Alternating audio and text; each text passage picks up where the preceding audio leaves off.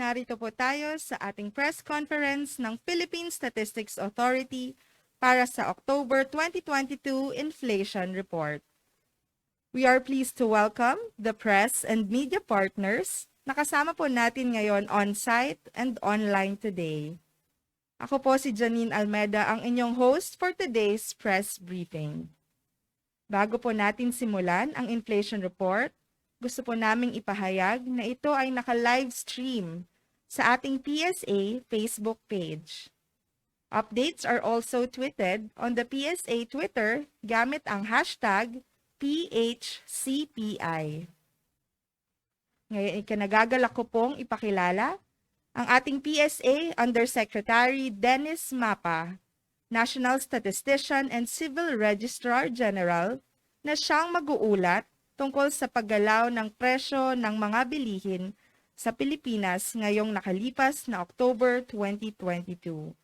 Ating pakinggan ang report ni Yusek Dennis Mapa.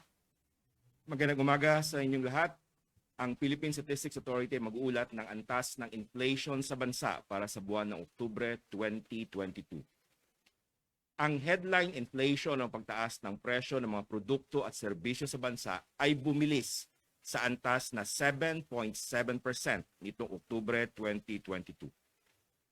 Noong Setyembre 2022, ang inflation ay naitala sa antas na 6.9% at 4.0% naman noong Oktubre 2021. Ang average inflation mula Enero hanggang Oktubre 2022 ay nasa antas na 5.4%. Ang pangunahing dahilan ng mas mataas na antas ng inflation nitong Oktubre 2022 kaysa noong nakaraang buwan ay ang mas mabilis na pagtaas ng presyo ng food and non-alcoholic beverages. Ito ay may 9.4% inflation at 80.9% share sa pagtaas ng pangkalatang inflation sa bansa. Ang nag-ambag ng malaki sa pagtaas ng inflation ng food and non-alcoholic beverages ay ang mas mabilis na pagtaas ng presyo ng mga sumusunod: vegetables, tubers, cooking bananas at iba pa, partikular ang kamatis na may 16.0% inflation mula sa 3.5% inflation noong Setyembre 2022. Meat and other parts of slaughtered land animals gaya ng manok na may 11.5% inflation mula sa 9.0% inflation noong Setyembre 2022 at sugar, confectionery and desserts tulad ng refined sugar na may 34.4% inflation mula sa 30.2% inflation noong Setyembre 2022. Ang pangalawang commodity group na nag-ambag ng mas mataas na antas ng inflation nitong Oktubre 2022 ay ang restaurants and accommodation services na may 5.7% inflation at 11.3% share sa pagtaas ng pangkalatang inflation sa bansa. Ito ay dahil sa mas mataas na presyo ng restaurants, cafe and the like na may 5.8% inflation mula sa 7.4% inflation noong Setyembre 2022. Ang pangatlong dahilan ng pagtaas ng inflation nitong Oktubre 2022 ay ang housing, water, electricity, gas and other fuels na may 7.4% inflation at 2.3% share sa pagtaas ng pangkahalatang inflation sa bansa. Ito ay dahil sa mas mataas na presyo ng mga sumusunod: kuryente na may 23.6% inflation mula sa 21.4% inflation noong Setyembre 2022, renta sa bahay na may 3.6% inflation mula sa 3.5% inflation noong Setyembre 2022, at kahoy na panggatong na may 5.9% inflation mula sa 3.9% inflation noong Setyembre 2022. Pagdating naman sa overall inflation nitong Oktubre 2022, ang pangunahing nag-ambag ay ang food and non-alcoholic beverages na may 9.4% inflation at 46.7% share. Ang mga pangkat ng pagkain na pangunahing nag-ambag sa inflation ng food and non-alcoholic beverages ay ang mga sumusunod: Meat and other parts of slaughtered land animals gaya ng baboy na may 11.5% inflation. Fish and other seafood tulad ng dalag na may 9.4% inflation. Vegetables, tubers, cooking bananas at iba pa tulad ng kamatis na may 16.0% inflation. Ang pangalawang commodity group na may pinakamalaking ambag sa pangkalatang inflation ay ang housing, water, electricity, gas, and other fuels na may inflation na 7.4% at 20.8% share sa pangkalatang inflation. Ang mga pangunahing nag-ambag sa inflation ng housing, water, electricity, gas, and other fuels ay ang mga sumusunod. Kuryente na may 23.6% inflation. Renta sa bahay na may 3.6% inflation at kahoy na panggatong na may 5.9% inflation. Ang transport ang ikatlo sa may pinakamalaking ambag sa pangkalatang inflation nitong Oktubre 2022.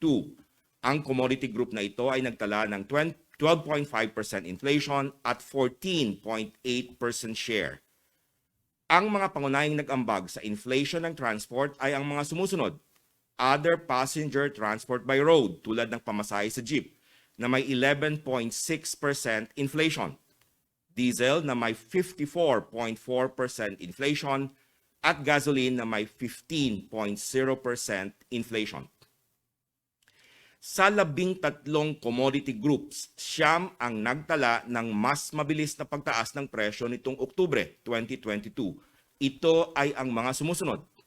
Food and non-alcoholic beverages na may 9.4% inflation, alcoholic beverages and tobacco na may 10.4% inflation, clothing and footwear na may 3.1% inflation, housing, water, electricity, gas, and other fuels na may 7.4% inflation, furnishing, household equipment, and routine household maintenance na may 3.8% inflation, health na may 2.6% inflation, recreation, sport, and culture na may 3.0% inflation, restaurants and accommodation services na may 5.7% inflation, at personal care and miscellaneous goods and services na may 3.7% inflation. Samantala, nagpakita ng pagtaas ng presyo ngunit sa mas mabagal na antas nitong Oktubre 2022 ang transport na may 12.5% inflation at education services na may 3.4% inflation. Nanatili naman sa kanilang antas ng inflation noong Setyembre 2022 ang mga commodity groups ng information and communication na may 0.5% inflation at financial services na may 0% inflation. Samantala, ang core inflation sa bansa ay bumili sa antas na 5.9% nitong Oktubre 2022. Noong Setyembre 2022, ang core inflation ay naitala sa antas na 5.0% at 2.5% naman noong Oktubre 2021. Pagdating sa National Capital Region, ang inflation nitong Oktubre 2022 ay tumaas sa antas na 7.7% mula sa 6.5% inflation noong Setyembre 2022. Noong Oktubre 2021, ang inflation sa National Capital Region ay naitala sa 2.5%. Ang pangunahing dahilan ng pagtaas ng antas ng inflation sa National Capital Region ay ang mas mabilis na pagtaas ng presyo ng food and non-alcoholic beverages na may 11.4% inflation at 64.0% share sa pagtaas ng inflation nitong Oktubre 2022. Ito ay dahil sa mas mabilis na pagtaas ng presyo ng mga sumusunod. Meat and other parts of slaughtered land animals, partikular ang baboy na may 12.3% inflation mula sa 6.0% inflation noong Setyembre. At vegetables, tubers, cooking bananas at iba pa gaya ng repolyo na may 32.3% inflation mula sa 23.7% inflation noong Setyembre 2022. Nakaambag din sa pagtaas ng inflation ng food and non-alcoholic beverages ang bigas na may 0.8% inflation mula sa negative 0.2% inflation noong Setyembre 2022. Ang pangalawang commodity group na nag-ambag sa pagtaas ng antas ng inflation sa National Capital Region nitong Oktubre 2022 ay ang restaurants and accommodation services na may 8.6% inflation at 26.0% share sa pangkalatang inflation sa National Capital Region. Ito ay dahil sa mas mabilis na pagtaas ng presyo ng restaurants, cafe, and the like na may 8.6% inflation mula sa 5.9% inflation noong Setyembre 2022. Ang pangatlong dahilan ng pagtaas ng antas ng inflation sa National Capital Region ay ang transport na may 15.7% inflation at 8.5% share sa pagtaas ng inflation nitong Oktubre 2022. Ito ay dahil sa mas mabilis na pagtaas ng presyo ng mga sumusunod. Other passenger transport by road tulad ng pamasahe sa jeep na may 15.0% inflation mula sa 9.8% inflation noong Setyembre, pamasahe sa bus na may 13.3% inflation mula sa 0% inflation noong Setyembre 2022 at pamasahe sa taxi na may 8.9% inflation mula sa 0% inflation noong Setyembre 2022.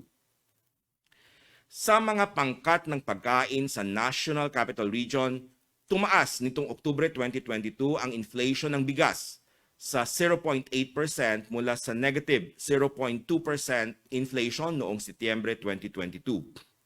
Nagpakita rin ng mas mabilis na pagtaas ng presyo ang mga sumusunod: flour, bread, and other bakery products, pasta products, and other cereals tulad ng loaf bread na may 12.0% inflation. Meat and other parts of slaughtered land animals gaya ng baboy na may 12.3% inflation. Fish and other seafood gaya ng dalag na may 9.8% inflation. Milk, other dairy products, and eggs, partikular ang itlog ng pugo na may 13.0% inflation. Oils and fats tulad ng cooking oil na may 23.2% inflation. Fruits and nuts tulad ng saging na may 7.0% inflation. Vegetables, tubers, cooking bananas, at iba pa gaya ng repolyo na may 32.3% inflation. Sugar, confectionery, and desserts, particular ang refined sugar na may 25.0% inflation.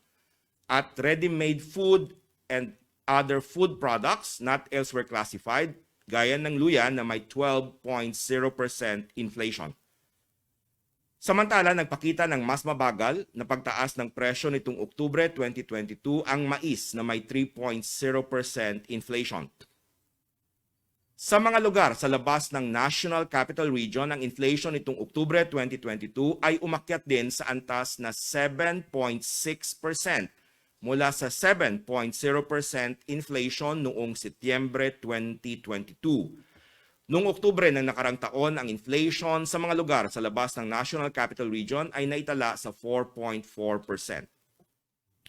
Sa mga lugar sa labas ng National Capital Region, ang pangunahing dahilan ng pagbilis ng antas ng inflation ay ang food and non-alcoholic beverages na may 9.0% inflation at 81.0% share sa pagtaas ng inflation nitong Oktubre 2022.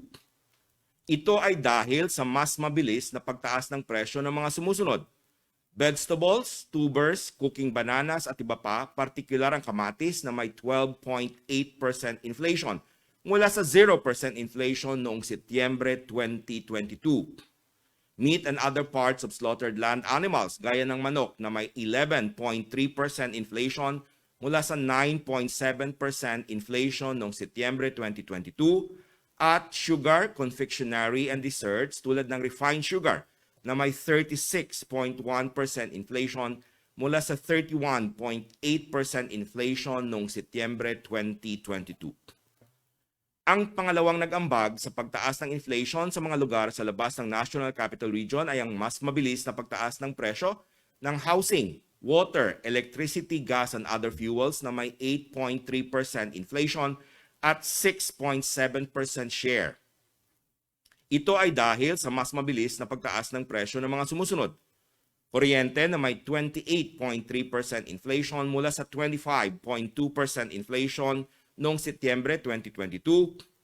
Renta sa bahay na may 3.0% inflation mula sa 2.7% inflation noong Setyembre 2022 at kahoy na panggatong na may 5.9% inflation mula sa 3.9% inflation noong Setyembre 2022.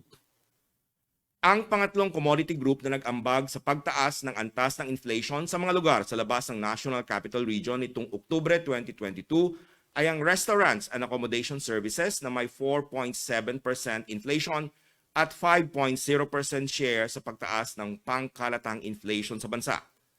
Ito ay dahil sa mas mabilis na pagtaas ng presyo ng restaurants, cafe and the like na may 4.8% inflation mula sa 4.3% inflation noong Setyembre 2022. Nagpakita rin ng mas mabilis na pagtaas ng presyo ang mga sumusunod.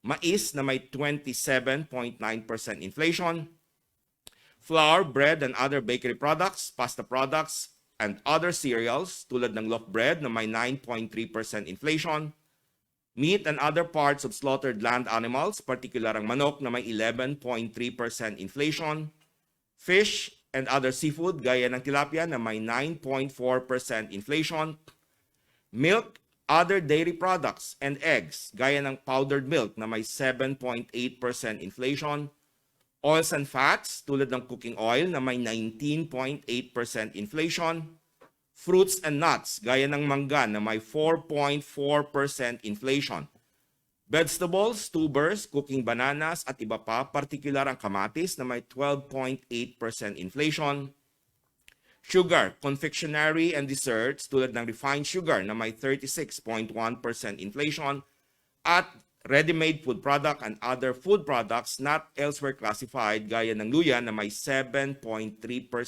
inflation. Samantala, ang bigas ay nanatili sa antas na 2.8% inflation nitong Oktubre 2022. Ang pinakamataas na inflation sa mga reyon sa labas ng National Capital Region nitong Oktubre 2022 ay ang Region 11 o Davao Region na nagtala ng 9.8% inflation mula sa 9.6% inflation noong Setyembre 2022. Samantala, ang pinakamababang inflation sa mga reyon sa labas ng National Capital Region nitong Oktubre 2022 ay ang Region 12, Soc-Sargen at Bangsamoro Autonomous Region in Muslim Mindanao na parehong nagtala ng 6.5% inflation. Kung ihambing sa inflation na naitala sa mga reyon sa labas ng National Capital Region noong Setyembre 2022, 11 reyon ang nagtala ng mas mataas na inflation nitong Oktubre 2022. Ito ay ang mga reyon na may kulay blue. Samantala, 4 na reyon ang nagtala ng mas mababa na inflation nitong Oktubre 2022. Ito ang mga reyon na may kulay green. Habang ang Cordillera Administrative Region ay nanatili sa kanilang antas na inflation noong Setyembre 2022. Ang inflation sa bottom 30% income households ay nanatili sa 2012 base year, habang ginagawa ng Philippine Statistics Authority ngayong taon ang rebasing sa 2018 base year. Nitong Oktubre 2022, ang inflation sa bottom 30% income households ay nasa 7.3%. Ito ay mas mataas kaysa sa inflation noong Setyembre 2022 na nasa 6.7%, habang 4.8% naman ito noong Oktubre 2021. Ang average inflation para sa bottom 30% income households mula Enero hanggang Oktubre 2022 ay naitala sa 4.8%. Ang mga pangunahing dahilan ng mas mataas na antas na inflation para sa bottom 30% income households nitong Oktubre 2022 ay ang mga sumusunod na commodity groups. Food and non-alcoholic beverages na may 7.5% inflation at 87.9% share. Restaurants and miscellaneous goods and services na may 5.5% inflation at 4.4% share. at furnishing, household equipment, and routine maintenance of the house na may 5.9% inflation at 3.4% share. Ang monthly data ng inflation para sa all-income households at bottom 30% income households ay inyong makikita sa website ng Philippine Statistics Authority.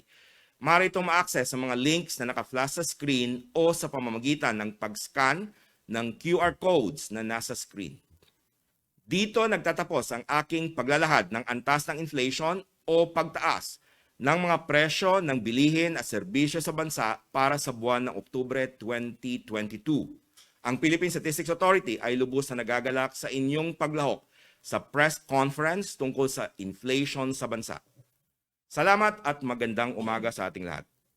Maraming salamat, Undersecretary Mapa, para sa ulat ng October 2022 Inflation Report. Bago po natin simulan ang ating question and answer segment, nais po naming ipahayag na ang press kits para sa ating mga online participants ay aming ipapadala via email. Ang press kits naman po dito ay ating ipamimigay.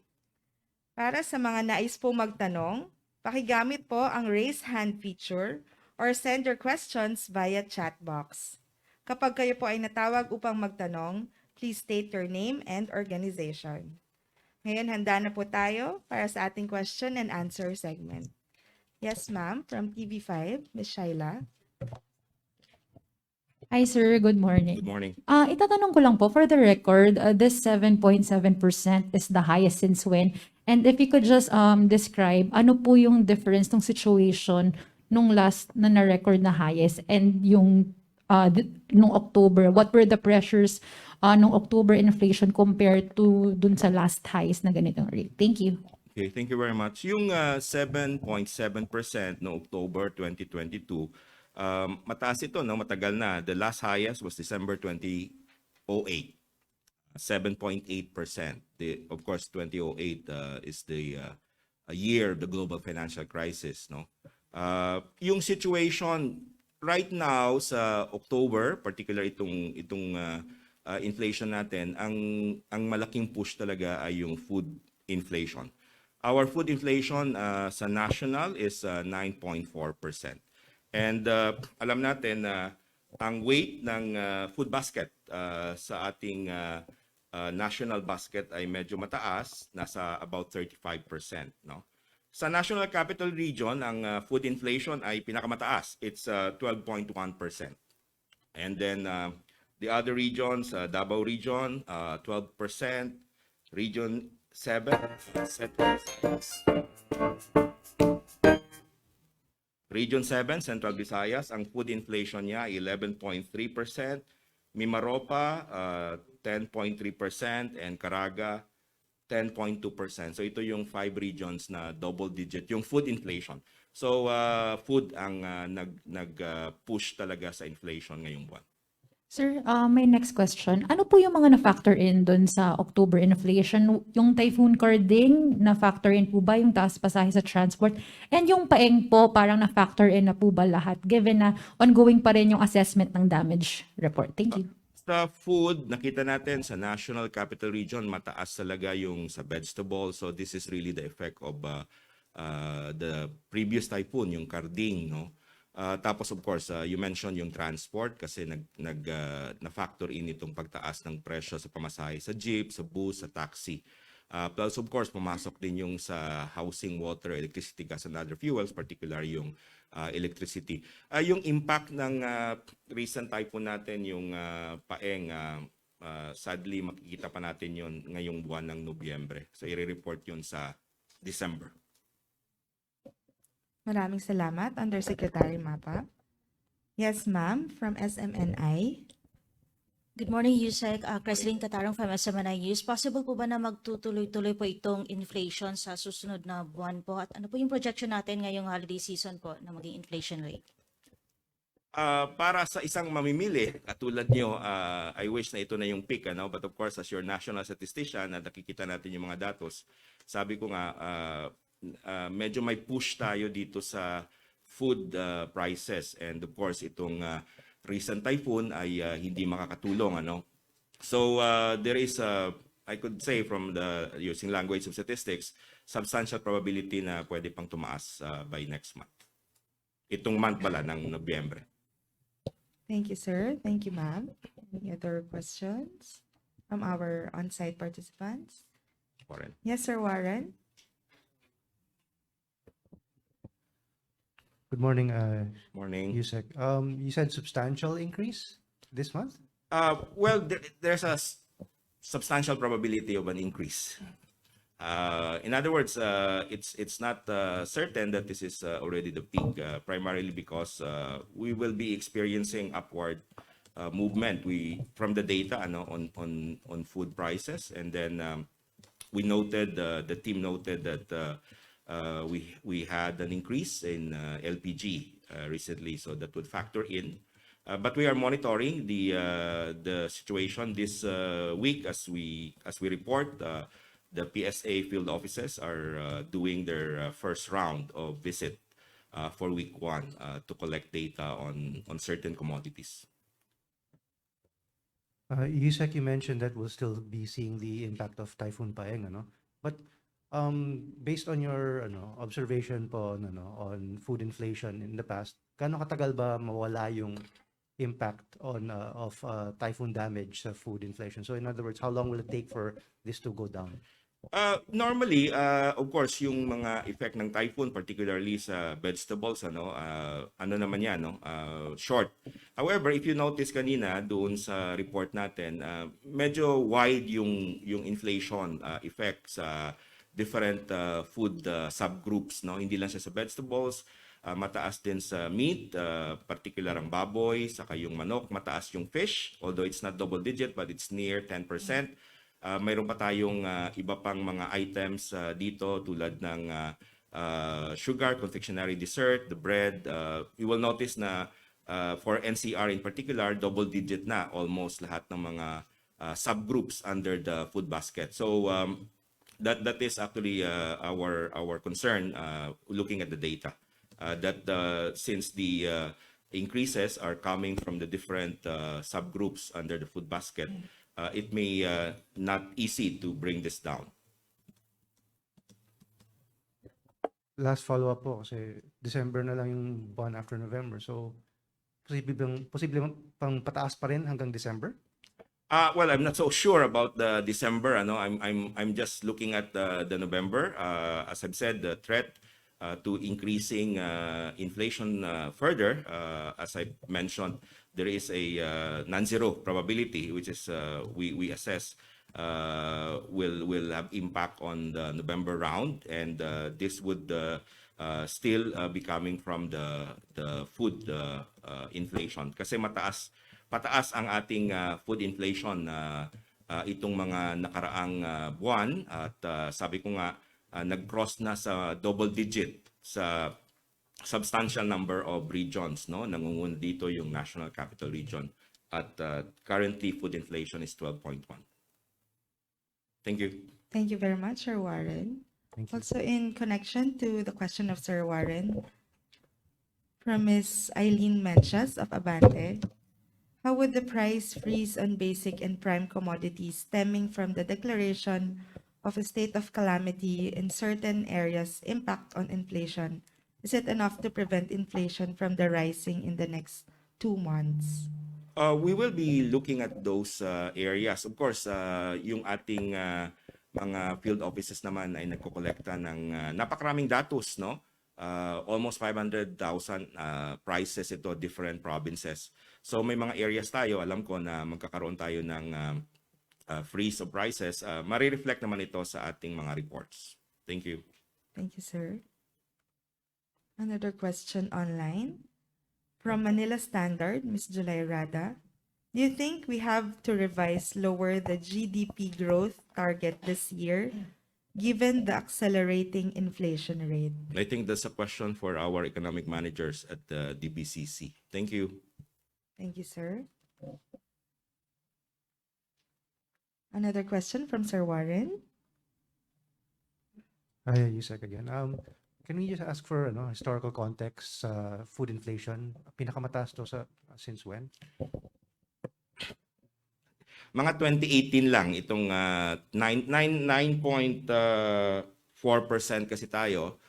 And using our 2018 base year, ang last highest was 2018.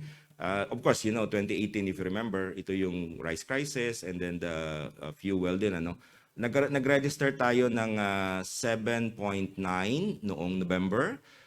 Prior to that, October was about 9.4 and then September 10.3. Food inflation. So the last food inflation rate higher than what we reported to be 9.8 is during those months of 2018. Thank you. Thank you, sir. Thank you. Any other questions from our on-site participants?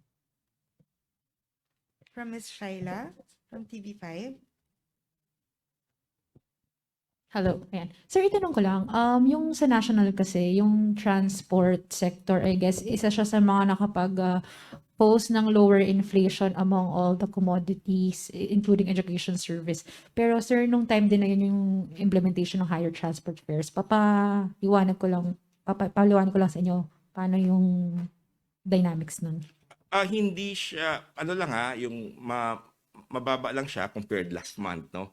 Pero you will notice yung transport inflation natin, 12.5 din itong October. Parang sinasabi lang natin, mabagal lang yung pagtaas niya compared noong September, which is 14.5. I think yung nag-play ng factor, of course, you have the transportation by road na tumaas, pero bumaba rin kasi yung ibang items like price of gasoline, price of diesel. So may mga weights kasi ito. And in particular, yung price of diesel, 54.4 siya as reported, 74 yon nung September.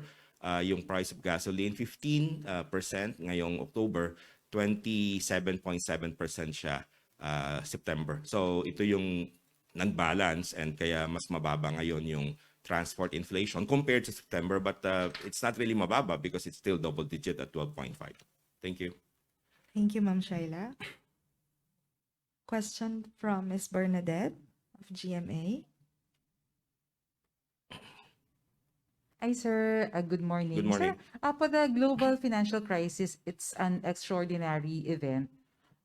But for us to juxtapose the same figure right now, ganun po pala kalaki, sir, ang impact talaga ng food for us to experience the same inflation that we experienced way back in 2008. Thank you, sir. Well, sabi ko nga, yung food kasi sa ating CPI, no, yung Consumer Price Index basket natin, substantial siya.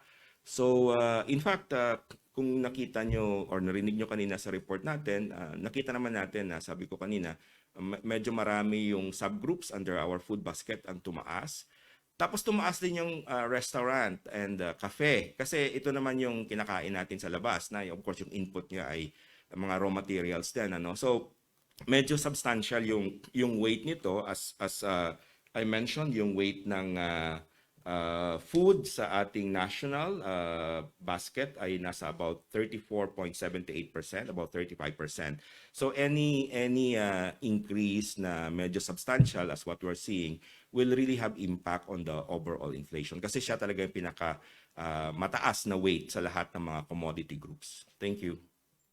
Thank you, sir. Thank you, Ms. Bernadette. Question from our online participant from Sir Ted Cordero of GMA News Online. At 7.7% inflation rate, may computation po ba magkano na ang binaba ng purchasing power ng peso? Okay, for this month lang but of course we need to take the average from January to October.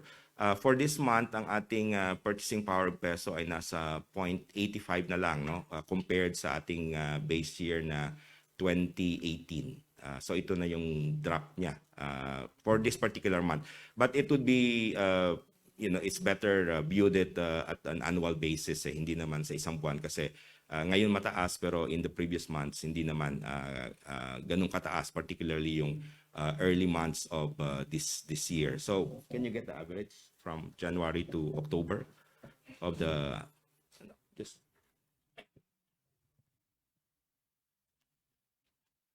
from that From that slide na lang, get the average. For the year?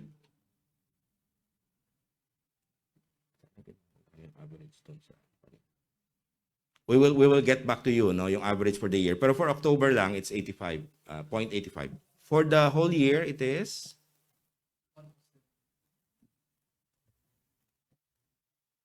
We will get back to you. We will be getting the average from January to October. Thank you, sir. Yes, another question from Sir Warren.